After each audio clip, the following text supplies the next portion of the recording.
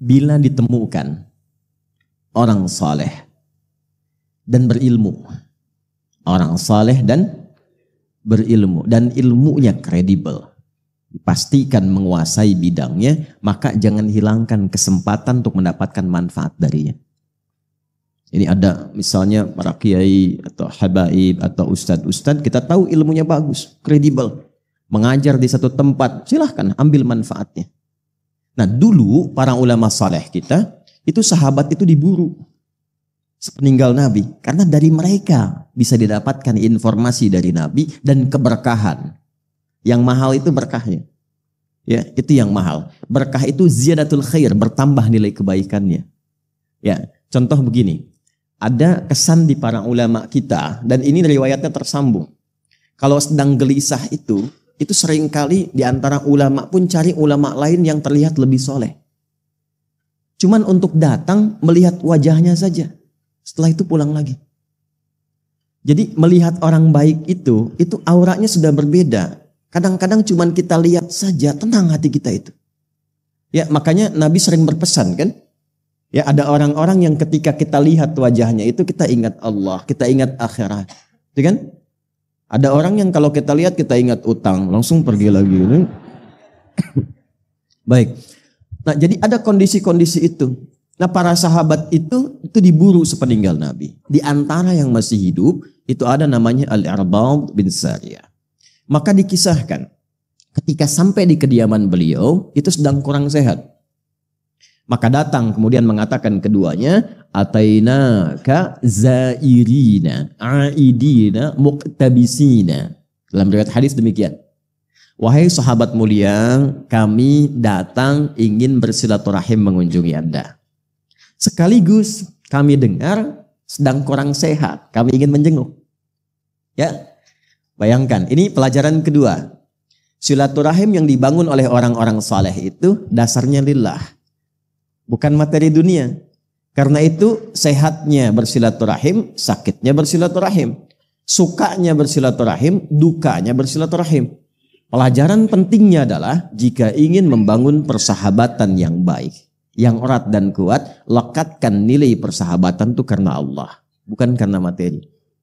Jangan bangun persahabatan dengan harta benda. Ketika harta berkurang, hilang persahabatan. Jangan karena kedudukan. Ketika kedudukan hilang, tuh kaget kan? Ya. Muncullah kemudian hal-hal yang tidak diinginkan. Tapi lakukan karena Allah, maka Allah turunkan keberkahan dan keridhaan di dalamnya. Jelas? Baik. Kemudian muqtabisin, ini poin pentingnya. Kami datang untuk berkunjung, sekaligus menjenguk karena mendengar Anda kurang sehat, tapi mohon kami tidak ingin kehilangan kesempatan mendapatkan pengetahuan terbaik dari Anda yang tersambung pada Nabi Sallallahu Alaihi Wasallam. Selalu mencari peluang-peluang untuk mendapatkan tambahan-tambahan kebaikan. Kalau bukan ilmu, ada pengalaman, ada akhlak yang bisa ditiru.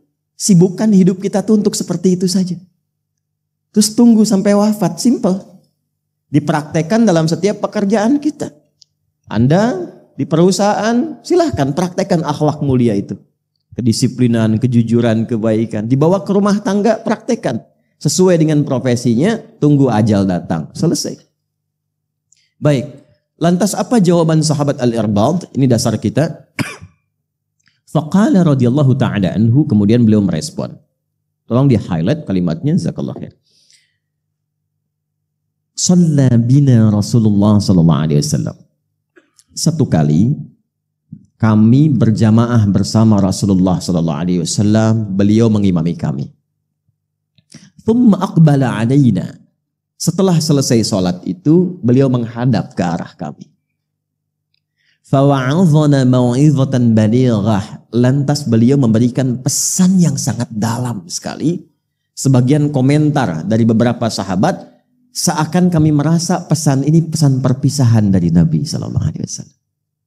Jadi ini diantara hadis yang disampaikan Rasulullah menjelang wafatnya. Dan ini diantara pesan terkuat. Ya, karena itu kalimat nabinya nanti saya ingin berikan wasiat. Nih, saya kasih gambaran gini ya, ilustrasinya. Saya tanya antum ya, kalau ibu sakit ya dengan ibu sehat, Ibu saat sehat kasih nasihat didengar tidak? Oh, kenapa jawabnya pelan? Ibu sedang sehat kasih nasihat didengar tidak? Oh, terjadi perbedaan pendapat. Nah, nanti jangan lupa tahajud ya. Iya, mah kemarin juga tahajud. Tenang aja. Yang kedua, ibu sudah pakai infus, tabungnya 2. Nafas sudah sesak.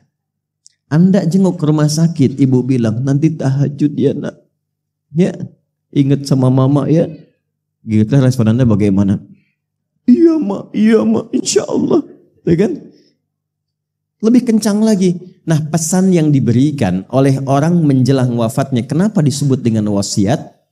Ya, asalnya wasiat itu bukan pesan orang akan meninggal, bukan.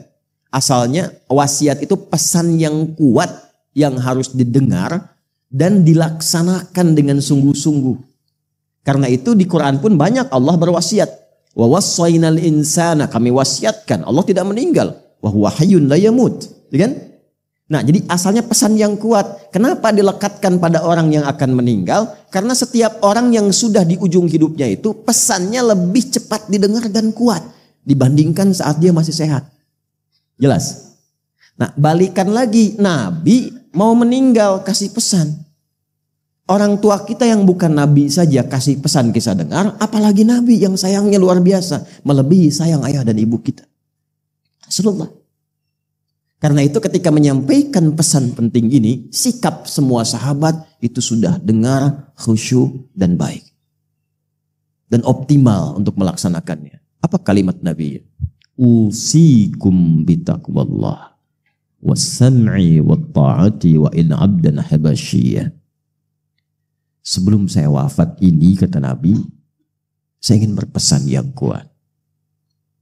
Jagalah ketakwaan kalian di hadapan Allah. Jaga takwa kalian. Takwa itu gambaran konektivitas kita dengan Allah. Disebutkan sebanyak 240 kali dalam Al-Quran. Nanti wujudnya banyak. Ada sholat. Kan sholat pertama di Quran dibuka dengan kalimat takwa.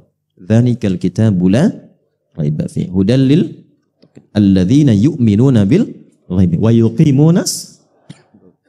Ini kalau pesannya mau simpel, nggak usah terlalu banyak disebutkan. Sebutkan satu kalimat, maksudnya apa? Jaga hubungan kalian dengan Allah, jaga sholatnya. Jangan sampai nanti saya meninggal, kalian umatku nggak sholat. Ya. Dan itu pesan dasar para nabi. Nabi Yakub itu saat akan meninggal, pesan pertamanya itu konektivitas dengan Allah. Dikumpulkan semua anaknya. Bukan bagi-bagi persiapan warisan. Ya, yang disiapkan itu adalah kerukunannya dulu. Materi gampang, kalau anak rukun, harta gampang dibagi. Kalau enggak rukun, perpecahan mungkin terjadi. Yang paling penting itu kenal Allah dulu, karena sifat rukun itu dasar utamanya kenal Allah. Quran surah kedua ayat 133. Am kuntum syuhada'a idh hadara Ya'qub al-maut. Anda pernah enggak dengar kisah ketika Nabi Yakub itu di penghujung mautnya? Idh qala li banihi ma ta'buduna min ba'di. Apa yang beliau kerjakan? Beliau undang, ajak anak-anaknya dikumpulkan untuk memastikan setelah wafat kenal Allah apa enggak nih. Ma ta'buduna min ba'di. Anak-anakku, sekiranya papa meninggalkan kalian, kembali kepada Allah. Kalian masih kenal Allah enggak? Papa pengen pulangnya tenang. Apa jawab mereka? Qalu na'budu ilahaka wa ilaha abaika Ibrahim wa Ismail wa Ishaq ilaha wahidah. Pak, jangan khawatir. Tidak ada yang melebihi kepatuhan kami mendengar nasihat Papa kecuali pengabdian kami kepada Allah. Kami ikrarkan, Papa mau pulang sekarang atau besok atau kami duluan, insya Allah kami akan jaga tetap kenal dengan Allah. Tenang. Anak yang dikandung, diberikan ASI, disayang-sayang dan sebagainya. Di penghujung usianya, dia mengatakan, tenang mah, saya akan jaga sholat. Tenang Pak, saya akan baca setiap ayat-ayat Quran di penghujung kehidupan ini. Supaya mendapatkan nilai yang lebih baik. Tenang. Itu poinnya. Maka Nabi mengatakan, itu untuk semua, untuk kita. Umatku. Dalam era beliau, sahabat-sahabatnya di hadapannya. Tapi informasi ini mahal, ditujukan dan dihimpun oleh para ulama hadis sehingga sampai ke kita untuk memberikan pesan. Ini bukan pesan Nabi kepada sahabat di zamannya saja, bukan. Termasuk kita saat ini. Usikum bitaqwallah. Jaga takwa kalian dengan Allah. Nanti saya berikan rahasianya. Kenapa takwa itu yang paling penting. Ya. Coba lihat lagi. Saat kita puasa, kan itu juga nggak lepas dari takwa. Ayat puasa Al-Baqarah 183. Ya ayyuhalladzina amanu kutiba alaikumus kama kutiba alal ladzina min la'allakum takwa. Haji, umrah nggak lepas dari takwa. Al-Baqarah ayat 197. Ya, al-hajju ashhurum ma'lumat. Faman farada fihinnal hajja fala rafatha wala fusuqa wala jidala fil hajj. Wa ma taf'alu min khairi ya'lamuhu Allah wa tazawwadu fa inna khairaz zadit taqwa. Kurban kemarin takwa juga. La yanalallaha luhumuha wala dima'uha walakin yanaluhu taqwa. Takwa semuanya. Jadi ketika Nabi mengatakan, aku mau wafat. Aku ingin pastikan jaga betul hubungan kalian dengan Allah. Apa sifatnya? Jaga sholat ya. Puasa ya. Kalau sudah punya kemampuan kurban ya. Kalau sudah cukup bekal haji umrah ya. Supaya apa? Wa may yattaqillaha yaj'al lahu makhraja. Kalau kalian punya masalah karena dekat dengan Allah, punya Allah, Allah tuntaskan semua persoalannya. Jadi dengan takwa itu nanti tingkat terdalamnya kita merasa punya Allah dalam diri kita. Kalau sudah merasa punya Allah, hidup ringan demi Allah ya akhi. Ringan sekali. Karena merasa punya Allah. Kita nggak sedih saat ada persoalan. Karena punya Allah yang pasti memberikan ketentraman. Kita nggak akan sedih saat belum diterima pekerjaan. Karena kita merasa punya Allah yang sudah mengatur yang terbaik untuk kita. Itulah takwa. Ya.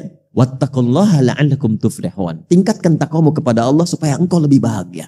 Wattaqullaha wa yu'allimukumullah. Tingkatkan takwamu kepada Allah supaya terus bertambah pengetahuanmu. Kuncinya itu. Sebelum Nabi wafat, kalimat takwa itu yang pertama diwasiatkan. Itulah rahasianya. Kenapa setiap pekan khatib Jumat memberikan pesan takwa. Itu. Kemudian wasam'i wa ta'ati. Kalau sudah jelas, sudah paham, dengar patuh. Maka kita sebutkan sami'na wa ata', bukan sami'na wa nanyaina. Kami dengar, kami konfirmasi. Ya, kalau udah paham, lakukan. Subuh 2 rakaat, sudah 2 rakaat saja, nggak usah banyak dibahas. Wah, berdiskusi mencari dalil kenapa subuh 2 rakaat. Udah dua aja, semakin dicari, semakin nggak sholat nantinya. Paham? Ya. Kemudian jaga hubungan baik dengan yang mimpin kalian siapapun. Doakan mereka, mereka mendoakan kalian dan saling menyarankan pada kebaikan. Walaupun mungkin tidak ideal seperti yang kalian rasakan. Nanti ditafsir di hadis Muslim nomor hadis 1855 dari seorang sahabat bernama Auf bin Malik al-Ashja'i. Ya, tusalluna alaihim wa yusalluna alaikum. Nah, apa hubungan dengan bahasan kita? Perhatikan redaksi berikutnya. Man ya'ish minkum ba'di. Siapapun yang hidup di antara kalian setelah saya wafat. Itu batuk. Siapapun yang hidup di antara kalian setelah saya wafat. Man itu menunjuk laki-laki, perempuan, dengan semua gender, dengan semua tingkatan lintas sosial. Semua, siapapun. Fasayara fihi ikhtilafan katsira. Siapapun yang hidup setelah saya wafat nanti, dia akan mendapati banyak sekali perbedaan-perbedaan. Beda pandangan, beda pendapat yang mungkin mengarah pada perselisihan. Nah, ya. Kemudian apa kata Nabi? Fa'alaikum bisunnati wa sunnatil khulafa'ir rasyidin al-mahdiyyin min ba'di. Maka aku berikan rumus, kalau kalian temukan perbedaan-perbedaan dalam bidang apapun dalam hidup, maka cara mengatasinya kembalilah kepada sunnahku, bagaimana aku menuntun menyelesaikan persoalan itu yang juga dipraktekkan oleh para penggantiku setelah aku. Dan sepakat ulama nanti di situ kiranya ada 4. Abu Bakar As-Siddiq radhiyallahu taala anhu, Umar bin Khattab radhiyallahu taala anhu, Utsman bin Affan radhiyallahu taala anhu, dan Ali bin Abi Thalib radhiyallahu taala anhu. Itu kalimat Nabi sebelum beliau wafat, setidaknya memberi pesan setelah beliau wafat, akan muncul banyak perbedaan-perbedaan yang terkadang mengarah kepada apa? Perselisihan. Baik beda pendapat sebabnya ataupun juga beda pendapatan.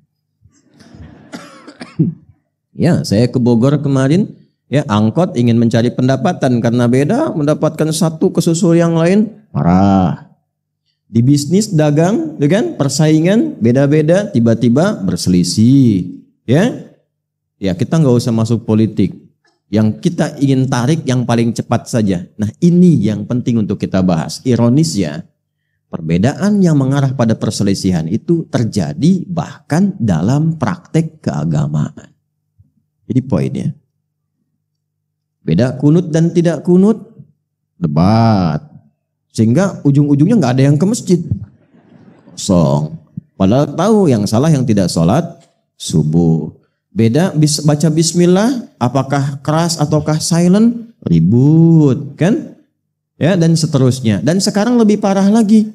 Perbedaannya mengerucut, pertumpahannya mengerucut, orang yang nggak ada, ya tapi tulisannya ada.